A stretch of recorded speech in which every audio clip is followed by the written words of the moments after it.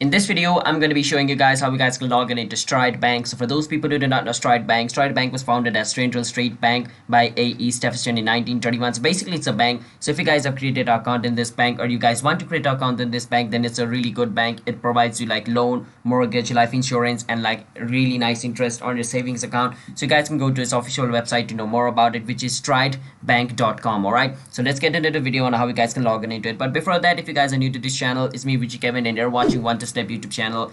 And don't forget to hit that like and subscribe to our YouTube channel with notification on so you guys can get notified for our future video. Let's move on, shall we? From a search for Stride login. After you search for Stride login, click on Stride login. Once you click on it, it's going to take you to this login page. And if you're a student, you can log in as a student. And if you're a teacher, when I click on I'm a teacher or an admin and log in as a teacher or an admin. So let's say I'm a teacher or an admin. I can click on this and I can enter my, class, school or district login code over here. After I enter that, I can enter my password over here. And after I do that, I can click on login and I should be able to log in into my Stride account.